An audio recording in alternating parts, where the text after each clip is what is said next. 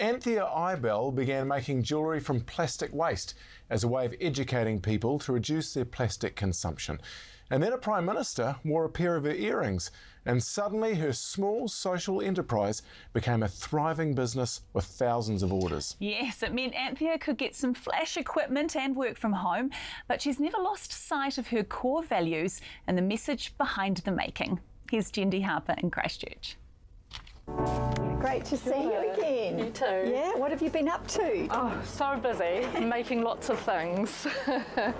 No surprise there. When we last met Anthea Eibel just before Christmas, she was promoting World Sustainable Toy Day. Not only are toys not designed to last for very long, but they're not designed for kids to play with them for very long.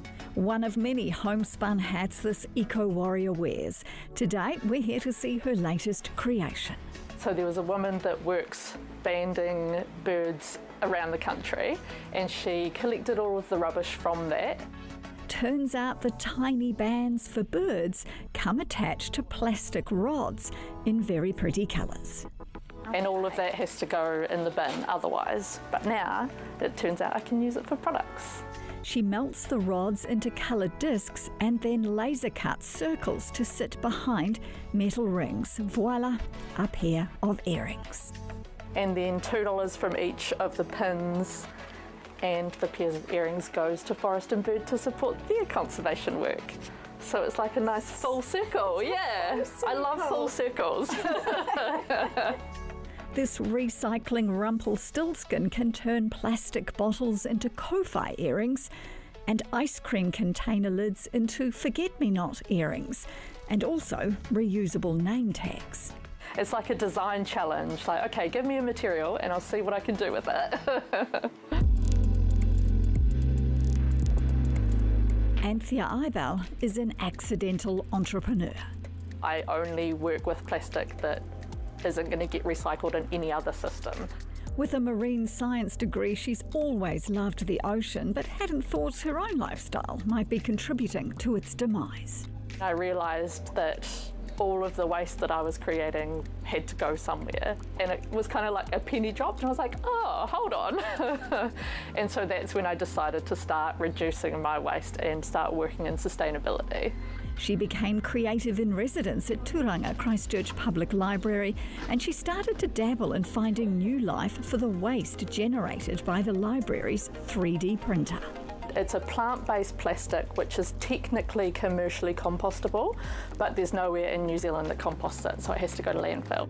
When some black and white waste became available, eagle-eyed Anthea saw an opportunity to make huia feather earrings, a New Zealand native bird now extinct.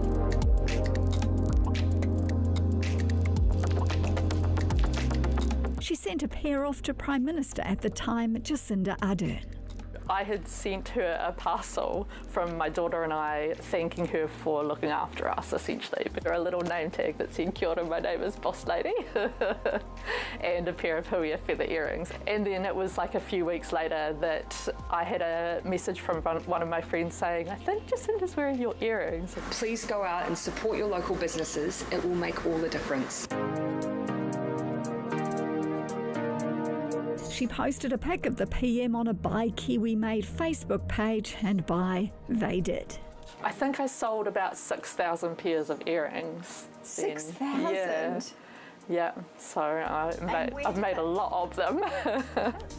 Profits used to buy her own laser cutter.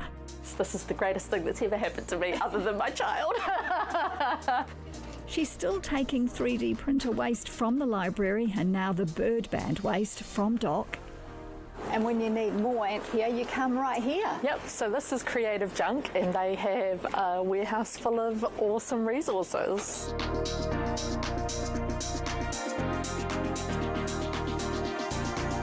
I've considered making products out of these as well. Oh, there's some yellow actually. Hello, I'll take that. These are the ice cream container lids that I grab for making products. Possibly like Kia feathers or something like that. I could never have dreamed. It's incredible. Like, and I have to pinch myself. Like, it's the unicorn of business. Like, I've just tapped into all of the things that I enjoy.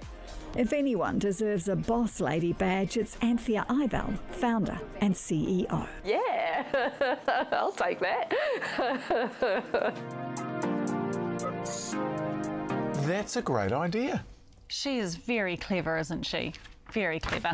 And now look, Eden Park has been the centre of many of our greatest sporting moments.